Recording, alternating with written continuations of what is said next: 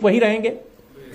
Private sector में तो वहीं आप जाइए, नोएडा, ग्रेटर नोएडा, गुड़गांव और कंपनियों में सर्वे करा लीजिए। जब मैं राज्यसभा टीवी में था, एक बार मैंने सर्वे करवाने की कोशिश की थी 2 कंपनियों का, ताकि पता चल सके कि क्या स्थिति। आप हैरतंगेज परिणाम निकले थे, खत्म कर रहा हूं।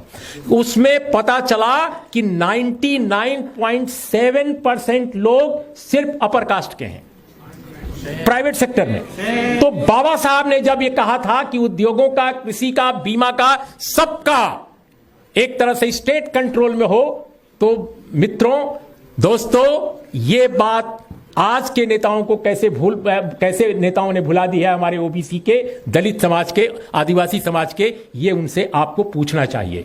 आप डॉक्टर अंबेडकर की अगर केवल पूजा करेंगे, डॉक्टर अंबेडकर का नाम लेकर आप अपने को बहुत क्रांतिकारी महसूस करेंगे, तो माफ कीजिएगा, अंबेडकर साहब की विचारधारा के साथ आप न्याय नहीं करेंगे।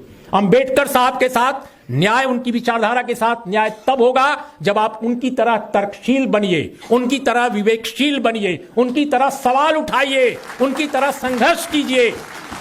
अगर समझौता परस्ती करनी है तो आप चाहे मार्क्स का नाम लें, चाहे अंबेडकर का नाम लें, अरस्तु का नाम लें, वॉल्टेयर का नाम लें, कोई फर्क नहीं पड़ेगा। और भारतीय समाज का जो स्थगन है, जो स्टेग्नेशन है, जो जिस अवरोध में फंसा हुआ है भारत का समाज, वो केवल शब्द और कर्म के गतिरोध के कारण है।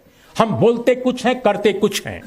तो शब्द और कर्म का अगर भेद नहीं मिटेगा, अंबेडकरवाद क्या बताता है, अंबेडकर की वैचारिकी क्या बताती है, अंबेडकर का जीवन क्या बताता है। अंबेडकर जीवन भर लड़ते रहे, उन्होंने अपनी निजी संपत्ति, अपनी निजी जायदाद, अपने निजी परिवार की चिंता नहीं की। आप जानते हैं जब उनका निधन हुआ, उनका जब परिनिर्वाण हुआ, तो उनके पास क्या रकम थी, देखिएगा, पढ़िएगा।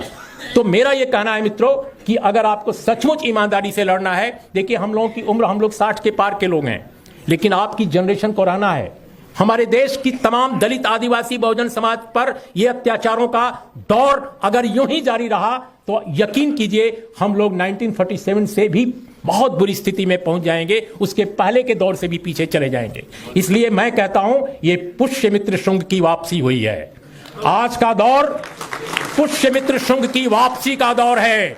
अगर पुष्यमित्र शुंग की वापसी को आप नहीं रोकते तो यकीनन आपका वजूद खत्म हो जाएगा और आप केवल नाम लेते रह जाएंगे महापुरुषों का, नेताओं का, लेकिन उनकी विचारधारा के साथ आप अन्याय करेंगे। नमस्कार, आदाब, सत श्री अकाल, जय भीम।